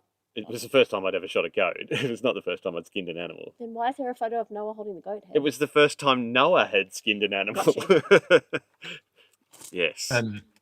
I was looking through these comments. I'm really enjoying this podcast with you all. Oh, thank you so much. That's so lovely. Thank you. Okay, biggest prepping mistake. Supplies you have had to throw out or wrong purchase. The bags of almonds that we just left in the bags. The first time we If bought you've from watched Honest our to video Goodness. from last weekend, I got really excited about Honest to Goodness, and our first, I got really excited, and I had more disposable income back then, and I've never seen so many pantry moth in my entire life. It was apocalyptic. It was so bad. That is where I learned you can't just buy food and go, I've got 20 kilos of almonds. It was apocalyptic. There was bugs everywhere. We did a Costco run in Canberra. There's a Costco in Canberra. We did a Costco run far out. I think this was right at the start of the Ukraine war. We were like, better stock up. Yeah. Oh, look. There were a few things that we bought at that time, which were really good investments. But going to Costco and buying all of the sort of chickpeas, mung beans, and all of that sort of stuff, right? And a friend of mine in Sydney was like, "Oh, so what did you get?" And I was like, "I got a bag of powdered skim milk." He goes, "Oh yeah, that's pretty cool." I was like, "I got a bag of powdered whole milk." He's like, yeah. And then I held up a bag of almond meal, and I was like, "And I got powdered almond milk." And he thought that was funny. He's like, "You're so stupid." Powdered almond milk. You just mix it in. No, do you want to know a thing that I learned this week is that powdered whole milk will not last very long, but skim milk will last years. That surprises me because powdered whole milk would have fat in it, and fat is a very, very, very good preservative. But not for long-term storage. Really? What, even freeze-dried? I don't know the answer to that question. Kirsty, I need to do more research. What See, what you good never are you come off on the half whole cocked. powdered milk topic? You haven't got your notes. I did just buy powdered coconut milk though. What? Is there such a thing? There is. Right. Wow. What for? Well, a curry. Oh, I would curries. say Yeah. coconut milk, Regan, Yeah. but obviously instant. Regan doesn't cook. I cook. He does. Hot dogs. I cooked funny. today. Actually, Regan does a really good smoked chicken. Regan's the barbecue king. Mm. He's the fire cooker. Yes. He's the He smoked meat. did have a rather nice cock a couple of months ago. COQUE. QUE, yeah. When you did the boy, it was the boy chicken. Smoked cock. That's what you did. You were just waiting to say that, weren't you? No, because we didn't predetermine what we would talk about, and you brought up the smoked chicken. Is that you put literally on what the- you would write in a menu? Like you being a chef, that is what you would If write. it was a male chicken, yeah, typically. Yeah. Like yeah. cock a van, like, you know, or you would, but typically in kitchens, I mean, usually the male chicken, like the rooster chickens would be used for sort of making bulk chicken stock, because you would just throw the whole chicken in there, like obviously no head, no feet and like innards gone, but Yeah. you would literally just throw the whole thing, you would maybe put like 40 kilos of whole like chickens in there. Yeah, And right. you Wow. would, oh yeah, like chicken stock en masse. I used to make one place. I was making 1,000 liters of fur at a time, and I'd make it Whoa. 3 times a week. Yeah, wow. Yeah, brat pans. That's what you need: brat pans and stock pots. They're massive. You have to get Yes. in them to clean them. I was Yeah, wow. here like up to here. I've got some. I'll send you pictures in the group chat. Actually, That's It's some pretty serious prepping. Yeah. cool. Oh yeah. Okay. A question from Noah, which I think is a really interesting question. Hi, baby. Miss you. Does the recent state of the world within the last few years make you guys feel super validated for the decision you all made to become more self-sufficient? I'll throw to Hayes Homestead first. Oh. Yeah. Basically. Yeah. To everyone who thought we were crazy. I mean, I've always been a bit crazy, and No. keeping me away from large groups of people is probably better. I think, no, look, at the end of the day, I grew up in the country as a young child. So for me, I had the best, like, I had an amazing childhood. Like, I mean, I was a scamp, you know, you jumping over fences, stealing your neighbor's apples, that sort of thing, you know, like just your normal stuff. Like, and then, but like, I think if you grow up in the country, you kind of always want to go back. I think there's For something sure. in you that kind of always Yeah. kind of draws you back. Yeah. So in that case, for me, it was always going to be a no-brainer. I kind of always liked living in the country, so Yeah.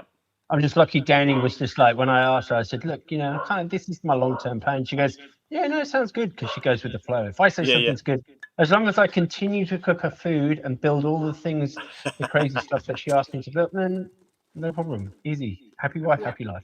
Yeah. So, like, when you look at this, at potential scenarios that may unfold in the future, I mean, we both always kind of go, so glad we're living rural. 100%. I probably utter the words to myself every time. Every time I go out, when I come home, like when I arrive in like the town that we live in, I kind of most of the time I utter to myself, I really love living out here. I'm really happy that this is my home, because you couldn't have it any other way. Like, you know that Totally. what you've got is something special, and Yeah. without this, you know you'd be doing a job that doesn't quite fit. You feel like something's always missing, and there's always going to be something like poking at you. Whereas when you live like this, you kind of, I don't know, you're grateful, I suppose. What about you Yeah. guys? You must be beaming. Yeah, like we definitely Look, didn't. maybe. We didn't see ourselves as like preppers or anything like that ever. Like, it's just like we keep saying the Venn diagram of prepping and homesteading has an incredible overlap. Like, it's not by design, but But you but just can't help it. it's the same as you, Tobias. I Two circles a bit like this. pretty much, yeah. Basically. There's these thin little bits on the outside. Yeah. Probably more than ever now. Yeah. if Called we're a honest. homestead and called a prepper. Yeah, that's right. I mean, my childhood was similar, like rural upbringing and that, and it draws you back. And so for me, that would have been a large part of the reason, not so much the self-sufficiency side of it, but like I've told this story many times before, like I got into gardening and a lot of that as like a mental health journey, and that just became, it was like, it just unlocked something that just made sense, like how Like things Mark. should work. Yeah, totally. Yeah. And so for me, it was just always going to be, this is what we're going to do. And so it was kind of a little bit by design as well. We're a little bit sneaky that our kids have just arrived home from the city. So if you heard the dogs barking, it's because the kids have come home. But speaking of, like we took them out to the country like in their kind of early teenage years, because I knew what that experience did, like for me, just to kind of give you just a different perspective on how the world could be. So I don't see our homestead as a response to like the way the world is, or like we're doing it because of that. But I do now see the correlation and go, that was a good decision. That's handy. Yeah. So, and it's funny too, because I don't even think that the thing that's going to see us through, potentially tough times is necessarily that we've got a shipping container full of canned goods or a, 250 square meters of garden space. Those things will help. I actually think it's the way you think when you're a homesteader. The ability to problem solve, the fact that town is an annoying drive away. So you've got to, you've got to think about your resources and how you do things. I think it's actually those things that stand you in better stead when the SHTF, basically. I think when COVID happened, obviously, we were already looking to leave the city at that point anyway. We'd already been looking. Where were we looking at that point? I think our first hunt was like up near the Hunter. I think maybe near like Maitland, actually. When I looked at a few properties. And then COVID hit. And we were like, and we were obviously locked down in the city, and we were like, how are we going to look for houses if we can't go more than 5 kilometers from our house? And we had to get like emails and letters and stuff from estate agents to say that we were going to a viewing in case we got pulled over. And we were like, this is ludicrous. Wish we'd like found a place when we were obviously, looking beforehand. But it was quite fortuitous because Indy, obviously we were doing IVF to have Indy because we did IVF for a long time. When we got pregnant with Indy, I'm like, okay, there's no more, we keep looking. Like we've done a lot of looking and now we need to find. So we need to find. This place just came up and we moved in 2 weeks before Indy was born. We got married the Friday in between that. So 2 weeks, moved house, got married, had a baby. Yeah. If you're going to do it. Have you ever had a bigger week? Yeah, I have. So there was a week in November where I had some friends come and stay, and then my family came and stayed like literally the day after. That's was right. That did happen. Yeah. That was fun. Oh, that's right. Your family was coming out from the UK just after us. The day after we literally left. the day you left, they came the day after. That's right. That's right. Just gate crashed. That was a crazy. No, that was. We talked about this for a little while actually, didn't we? We were talking about obviously. I guess no one really knows the story about how we actually started talking, because I think I'd messaged you on Instagram and then you sent me an email about some of our videos being like amalgamated onto like in a copyright infringement thing that comes up in studio. And you get notified if somebody pinches your stuff. Yeah, we got ripped off. Yeah, and you're like, I don't know if you've noticed, but I noticed this on mine, and I think it's on yours. I've been meaning to reach out for a while to say hi. But the rest is history. Because I was like, well, if you're ever down this way, you just come and swing on by, and you're like, well, we didn't come unannounced. Well, we had been thinking, because we knew we were going to Oasis, and we were like, what if we did like a road trip and we like caught up with other homes? We had these big grand plans. We're like, we'll go and see like a dozen different homesteads. There were none on the way. We'll film them all. There probably were, but like, no, but none all on we did YouTube. was just come and hang out with you for 3 days.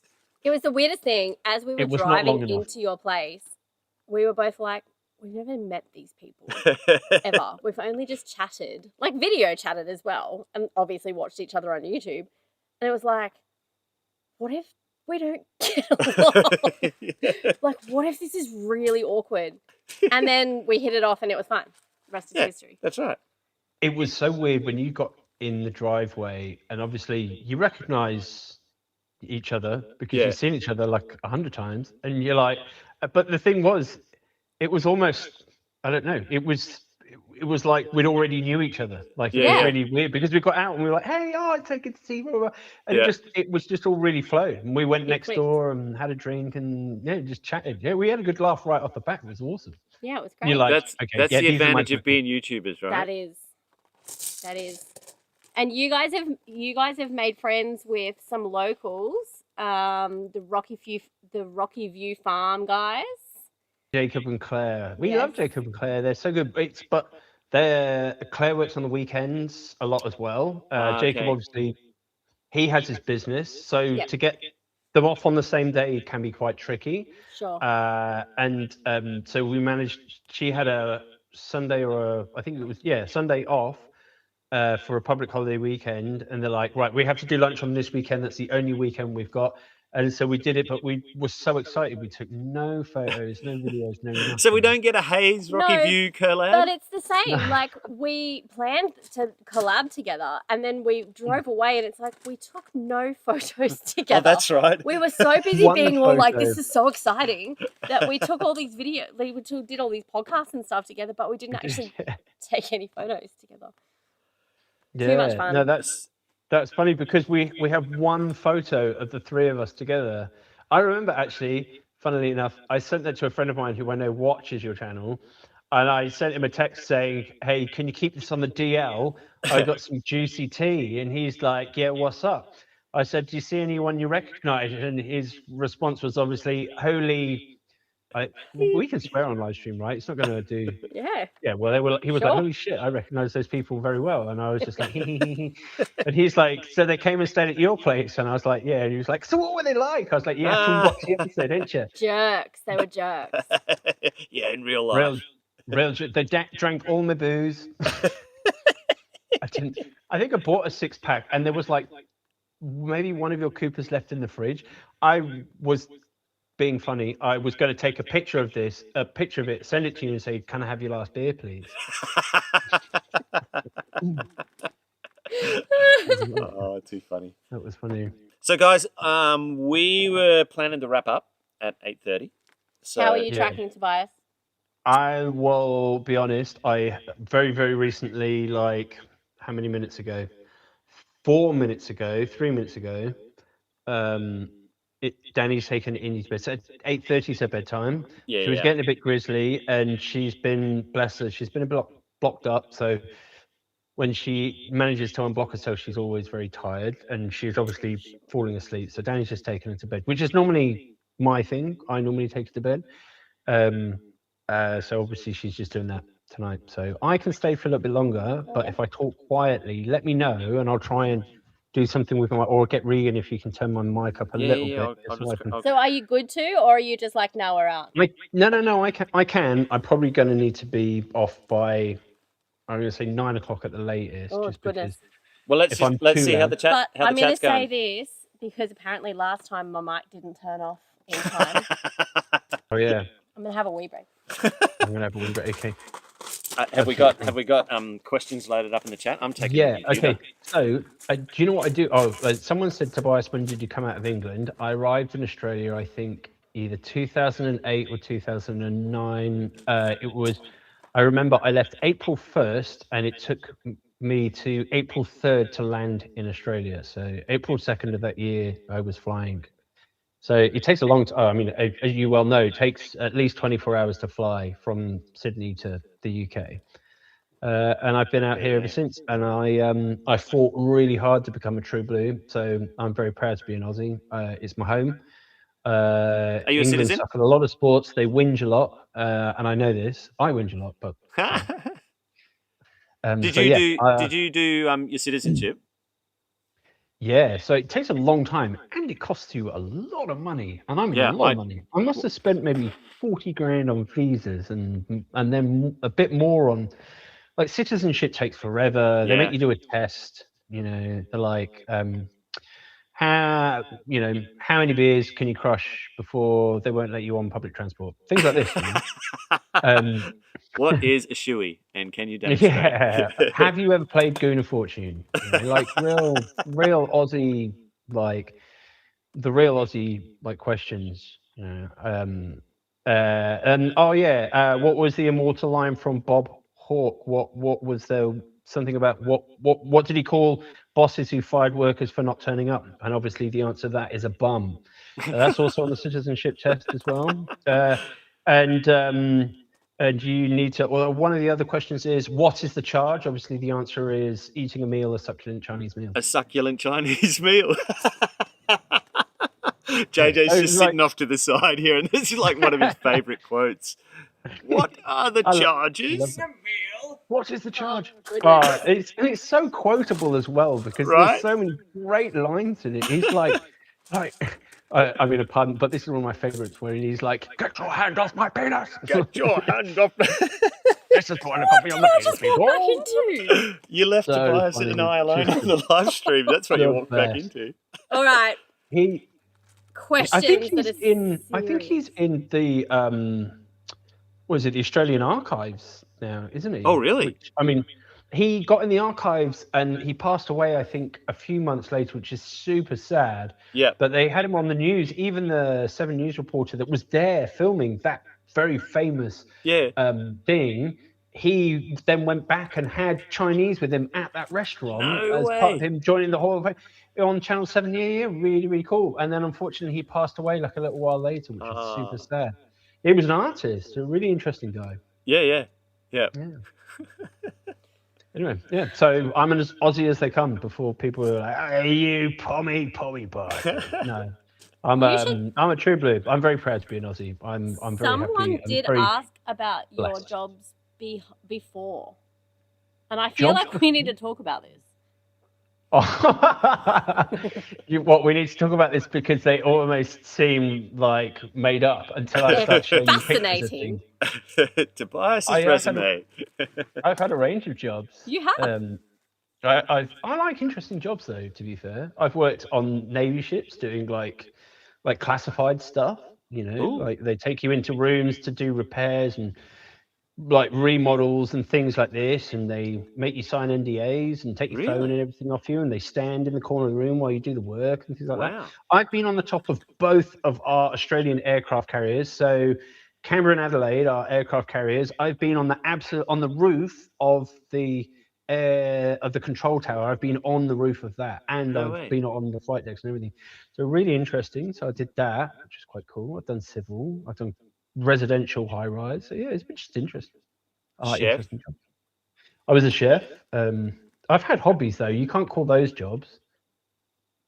But yeah, chef. Bunnings. You were a chef. You were a paid chef, right? Like an actual. Oh, 100%. Yeah. I did fine dining. I've cooked for some very famous people as well. Oh, are you allowed to say who? People. I think probably my most famous, like the tippy top, was probably Nelson Mandela. He and his crew were in the Dorchester. It was his 80th birthday, and they ordered from our fine dining restaurant, the Grill Room, to be sent up there. So a load of people, especially when it's high profile, when you're in kitchens like that, security guards rock up and they look at what you're doing. They check through all your stuff because obviously they don't want like anyone to assassinate people. So everything's very, like everything's watched and stuff. They watch you do everything, and then they watch them take it up to the room. But lots and lots of movie stars, heaps of them, like loads of them. Because I used to work in Chelsea when I was in London, Chelsea, and the Dorchester Hotel, so Mayfair. So cooked for a lot of famous people. Tobias. What? Wait, am I? Look at the chat. Hey, it's Mark. G'day, Mark. Oh, no way! Oh, hi, Mark. I'm a massive fan of yours. No way. Hello to our good friend Mark from Self-Sufficient Me. You have just made Tobias's entire career with that. I can feel myself going so red. To be so excited right now. I am going so red. Mark, I am a massive fan. You got me through COVID, so I really want to say thank you so much, because I was laid down for 2 weeks when they closed up Port Botany, and I literally binged your channel like from morning till night. Like, I would take a brief break in the day to play Call of Duty. I literally binge watched your whole channel through COVID. So I want to say thank you so much, because I know a lot of what I know about gardening today because of you. So you're an absolute legend. Thank you so much. Absolutely. Everybody needs to give a good shout out to Mark from Self-Sufficient Me. If you're not a fan, you need to be a fan. And do yourselves a favor and jump on, and if you can, jump on Mark's membership, because he's doing these members only live streams and did one on the weekend. And buy his book. And buy his book. Was so cool to jump on with other members and just get some of Mark's time. So do yourselves a favor. Do you know who knows how to grow potatoes? Well, not me. Mark knows how to grow a ton of potatoes. No way. So maybe the good question to kind of ask next is OG of Australian YouTube in the house. Can't believe it. Tobias is going to like giggle his way to bed tonight. He's just going to have the best night's sleep tonight. He's going to be so excited. Somebody asked, what are we planting next? Ooh, good question. So I feel like that's a fitting thing. Oh, that is very good. I mean, I'm pretty much on winter crops right now. You guys will probably be the ones who'd be changing. I'm on second succession now. So I'm going to I've got sweet potatoes in that haven't done super well. So I'm going to rip the sweet potatoes out. I'm going to try sweet potato towers. Thank you to you. I want to know how those go. I Googled it. Yeah, cool. And I love me, I do what potatoes. I want. What we really have to do is we have to get a greenhouse going. Yeah. Because we could get a frost any minute, which means I need to move all of my precious petals out. How early did you get your frost? I thought you'd be frost around June. Yeah, we've had some 3 degrees, and then it's funny, like we'll get these waves of cold. So about a week ago, we had a couple of nights of 3 degrees, and it's like, because I need to order frost blankets.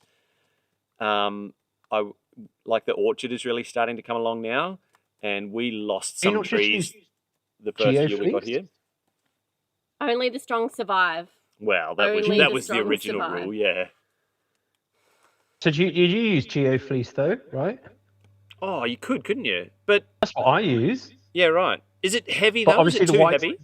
The white stuff. No, if you get it depends. So drainage matting tends to be thinner, whereas GeoFleece will be a bit thicker. So you know the stuff that I've matted my garden with, that's drainage matting because it's a hell of a lot cheaper. But I don't know if they do it. They must do it in white.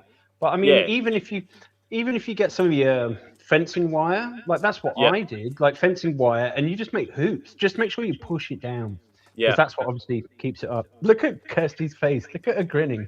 I just know how happy you're gonna be, and I just know what the group chat is gonna be like when we finish here. Wait to tell Dani she's gone to bed. Oh no! I can't wait. Oh no! So I've got a roll of geofabric.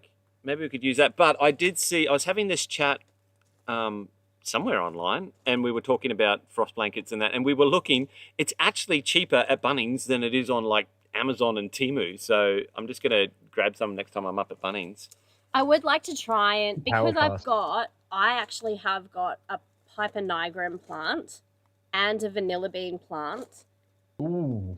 They are super tropical. So out here is like a greenhouse. It's like growing orchids, you know. It's like because out here even the prickly pear is like limp. I want a mangosteen tree.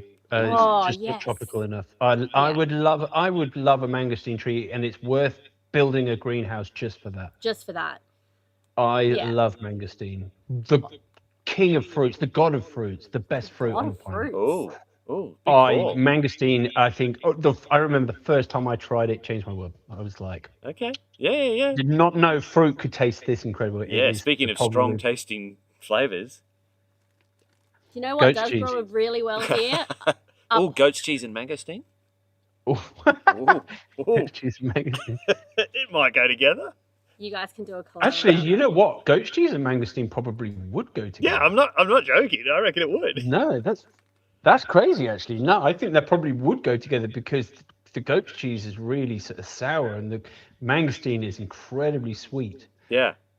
Okay. Maybe. Okay, question. Maybe. A light-hearted question. Soccer or football? Are they asking which one do we follow, or are they the same thing? No, like if you're Well, throwing out getting to know you questions. Mark, thanks everyone. There's been a ton of knowledge between these two channels.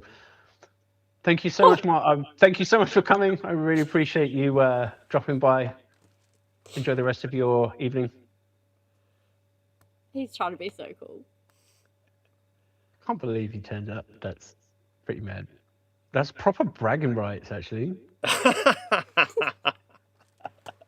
You know what's funny? You know what's funny, actually? How you know what much of a self-sufficient me fan is. So when we were getting to know each other, in the first night that we got together, and it was like, you know, how did you get into this and all that sort of stuff, all the behind the scenes that you don't get on YouTube. And we were like, actually, like Mark from Self-Sufficient Me, like we met him, and he was just like, you met him? And, like, yes. And that was the day that I knew that your number one fan is Tobias Hayes. The funny thing is, I worked at Bunnings obviously at Bunnings, a lot of people are really into watching things on YouTube. So when I actually went back after I've been on leave, some people had actually seen my channel and they were like, oh, you've been doing YouTube. And we're just like, cool. But the funny thing is, someone who wasn't there, someone I worked with, we used to talk about Self-Sufficient Me a lot. She had the t-shirt and a cap. And I was like, oh my God, you're watching too? She could watch him. I'm his biggest fan. And I was like, oh, really? So this, I'm going to have to screenshot the chat and just be like, by the way, just saying. Just print it on a t-shirt. I have a chat print on a t-shirt. That's pretty mad. That would be funny. I think Mark's probably scared now, but no. But I mean, look, at the end of the day, you know, you have people that you look up to, and when you know, they say don't meet your heroes, but I don't think that's true because heroes can be pretty cool. Do you know what? I think the exception to that rule is YouTubers, because honestly, like, and it was like how we were saying just before about like when we met each other, like you really don't have much of a choice but to be yourself on YouTube, because that's true. People's bullshit meters are pretty high when it comes to consuming YouTube content. So. Yeah, I think that's the exception. I'll definitely meet up with you, Mark. Let us know when you're next down here. You can come and stay. I've got a whole second cottage. Can attest to his hospitality. I can take you for a ride on the quad bike. This is the best. You like that one, don't you? Just the best. Okay, we're gonna start rounding out now. Questions. Next projects. Next projects. Oh, I mean, other than the sawmill. You watch my channel, you know. I'm Regan, ideas man, right? Do you remember this? Yeah. Love an idea.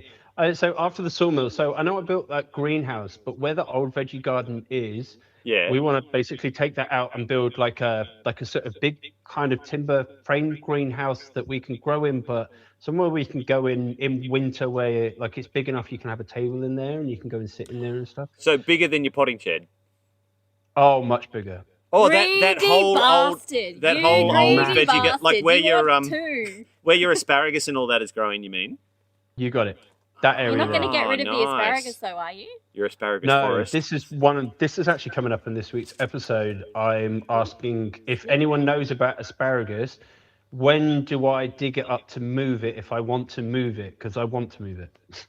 Oh. I wonder if our resident gardening expert would know the answer to that question. This is why I ask it in the episode upcoming. Right. Ah. Well, we moved asparagus here when we moved here. But that was from a pot to a garden. Well, we took it from the garden. Put it in a pot, we did too. And then we planted it first year that we were here. Then we harvested the seeds from it that year, and now I'm growing a whole bed of asparagus from those seeds. We were inspired by your asparagus forest. We were jealous of your asparagus forest. That was here when I moved in. Yeah. That was like part of the... when as I well saw as it, 27 bathtubs and 48,000 star pickets and all of this random junk. And do you know what we got when we moved here? Sand. Not true. You got some really, really cool canal beds. You could set up a little coal mine on your property and have the coal shipped from one side to the other in little canal boats. So, Do ideas, you know what our guys. neighbour says? He just keeps messaging us going, thanks for the free sand. Oh, there you go. Mark says, move your asparagus when it's dormant. Oh, so we're coming in up to winter. that time. There we go. Thank you you very go. much. Right now. There you go. We moved in here we first saw it in July, and in July obviously it's the middle of winter, so it's all like tall. Yeah. And I remember seeing it and I was like, that's asparagus. That's definitely asparagus. I've never actually had asparagus grow like that. I've only ever seen it in pictures. Yeah, and I was right. like, that's definitely asparagus. And then obviously you trim it all back in winter, so it's all short again, but there's grass all there because they just never obviously maintained it after the parents left. So Yep. it's literally a lawn with asparagus that grows up once a year. So That's why I random. want to move here. Yeah. So winter Well, there you is go. good. Mark says mature Yeah. asparagus grows deep. Ooh, The okay. So you've got to make sure backhoe. you get those roots. Yeah. Get the The old backhoe out. backhoe on. Yeah. You probably could just pull the whole thing out in one big huge clump and then. I'd It's like probably a might. rhizome, isn't it? It is. Well, Yeah. it's a crown. They call them crowns. Yeah. They're like Yeah. a bit like a face hugger. Do you know? Like they have like crowns on each, like fingers on each side, and you meant to put them over a mound, and you like rest them over the mound, and you mound it back up over the top. Oh. I know that's how you move them. Move it. I've just obviously never done it, but I just didn't know when I think, yeah, obviously Mark is right. Winter time would be Makes the best sense. time because now they're all dying off. They're all going yellow. Yeah. I was Yeah. really Cows is surprised too. the cows didn't go ape at it, but obviously Maybe a taste thing. Well, they're really good. They don't eat things that are toxic to them. They never touch Yeah. the bracken. They don't touch anything that could be toxic. I mean, You're they really never, lucky never- because we had a lot of bracken fern on the last property we were managing, and when we went through drought in 2019, we had to fence off because the Yeah. cows were getting into it, and it's really bad for them. It is really bad. Yeah, really bad. I mean, I guess they were starving, so you know. Mm. Okay, so back to. Okay, so you're going to make like a little outdoor conservatory. Like a Would you call it like a conservatory? orangery, sunroom. Ooh, do you want to... so Ooh, fancy. So fancy. Well, so an fancy. orangery, I believe, is off the side of your house, and Mm. I think they're called orangeries because they used to grow an orange tree in there. When I was at boarding school, and don't do the whole on boarding school, I was a naughty child. I was sent away. I wasn't away at boarding school for the leisure of my education. I was sent. So I was at boarding school, and it was an old stately home, and I had an orangery, and it was massive. And I remember sitting in there, especially in wintertime. It was the best. I had a great time at boarding school, by the way. I was an absolute terror. All of my knowledge of like boarding school and that comes from like Enid Blyton books. So I just imagine And the Harry whole thing's an Potter. adventure. As much route as possible, yes. Okay, yeah, that Got makes it. sense. Thank you, Mark. I really appreciate the help There you go. because I love asparagus. There's loads of it too. There's so much there. There's so much. Do you There's a know, lot of it. no asparagus made it to my, or maybe like a little bit of asparagus made it to my kitchen this year because I would just, as I was gardening, I would just It's like the snow oh, there's peas. another one. Break it Yeah. off, eat it raw. Yum. So that's why I planted a whole other bed, and we will enjoy it in 2 years, 3 years. Doesn't 2 take that years. long. Oh, two. Like you want it to establish. I suppose the ones we brought here in that pot were probably a year old. Somebody in the chat talked about growing moringa, and I would like to highlight that the Australian government has made it. I'm not going to say illegal, but they Well, of have course they have. banned it as a food product. Oh, I heard this. There's a guy on YouTube, like a moringa farmer, who's starting to make some noise about this, that you're not allowed to sell it for eating For human anymore. consumption. So glad You I know got who myself just a bought some tree. moringa seeds? Pardon? You know who I know who just bought some moringa seeds? Melbourne did. Backyard Veggies, Alicia. Oh, Wait, yeah. it is Alicia, I'm pretty sure. Yeah. She bought it right before they said no more. No more. Yeah, Yeah. right. She just got in. Yeah. Yep. But yeah. highly nutritious. I know for us, mulberry and moringa are two things that we've purchased in order to really kind of supplement feed animals and kind of, supplement that nutrient dense in sort of, food shortage situations. Add that to your silver beet and that's a really fantastic greens powder sort of idea. Not that I'm promoting that you should eat a banned substance. That's not what I'm saying at all. Just so like, you know. Bad substances? Me? for Not you. for the record. All right, we've got Not for a long 5 time. minutes to go. Mm. Burning question. You ask us one, we'll ask you one. Ooh. Okay, From us burning to you. question. Who's your favourite YouTube? No, I'm joking. We still didn't get your answer to football or soccer, by the way. I don't watch sports, so it could be either. I don't care. Oh. Neither do we, to be honest. We'll watch the rugby sometimes. It's Wallabies or All Blacks in our family. Yeah.